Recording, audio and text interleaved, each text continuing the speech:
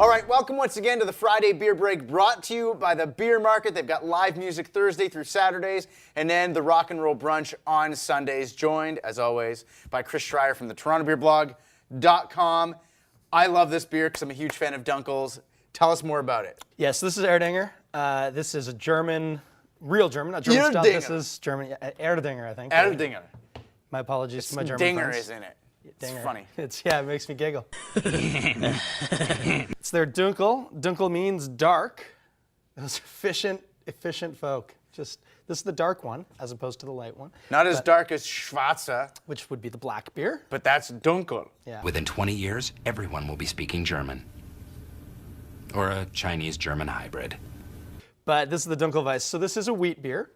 So most people, when they think about wheat beers, they're thinking the classic style, which are generally sort of yellowy orange, totally opaque, generally served in these curvy glasses, which I just adore. Which look like a very top-heavy, busty woman. What are you talking about?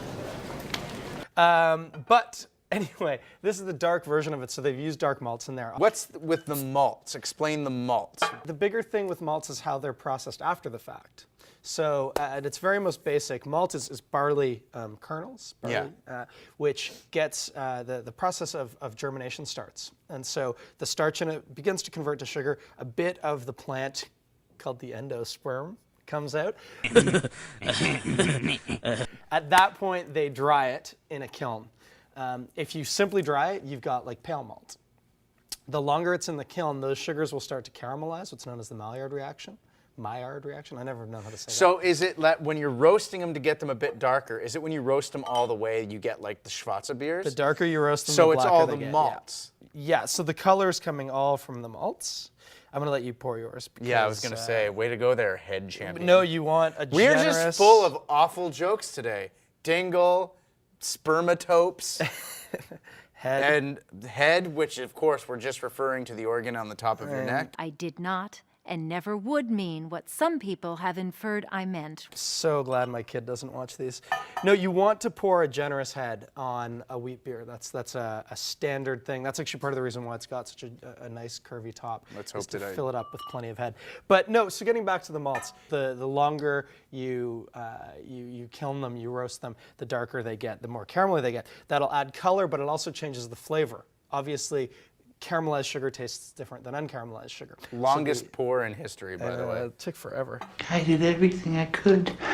But anyway, these dark malts, they're going to give us this nice sort of toasty maltiness, but you're still going to get that weedy influence, which has some nice spice to it, maybe a little tang, maybe a little yeah, banana. and it's surprising when you get the first taste because you drink this and you're expecting like an amber ale type of taste, but then it comes with that light hoppy, like poppy wheat flavor. So yeah, I'm definitely getting that like bubblegummy or banana-y wheat thing that you get from wheat beers normally.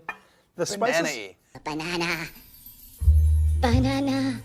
As soon as you said that, I'm getting that now. Yeah, it's right there, right?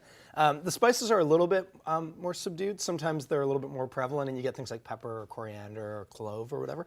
But then definitely that really nice roasty maltiness, a little bready or toasty almost. It's not too caramelly, it's not super sweet, it's really well balanced. Most important thing to remember is balance.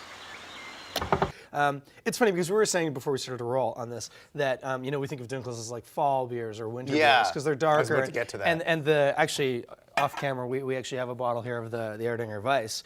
This is more of the summertime beer. So this is the non-roasted stuff. This is just wheat and pale. Yeah. Okay. Okay. And this good. has got the darker malts in it. Now, what are the flavor differences you'd think between the pale and the dark? The pale's going to show a lot more of the fruitiness and the spiciness. Yeah. The dark has a more malty kind of profile to it.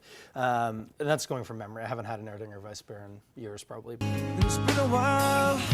I remember when Erdinger first kind of came into the city. I say first, that's awfully self-righteous of me, but when they kind of became popular 5-10 years ago in the city, one of the big things was the glass, because wheat beer glasses always have this curvature, but Erdinger's was taller and curvier. Yeah. And so I remember I would see people actually at the beer market on the Esplanade. I used to go there a lot when I was like early 20s.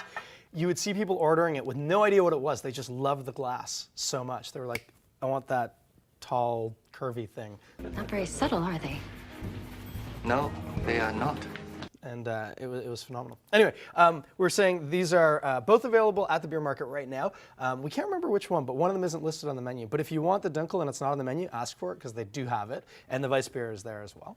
And I'm pretty sure you can get both these at the LCBO as well. So. And remember, live music Thursday through Saturday and the rock and roll brunch on Sundays. The beer market. Thank you again, Chris. Cheers. Turn off the cameras because I'm going to get really hammered now. Well, not really, but I am going to finish the rest of this.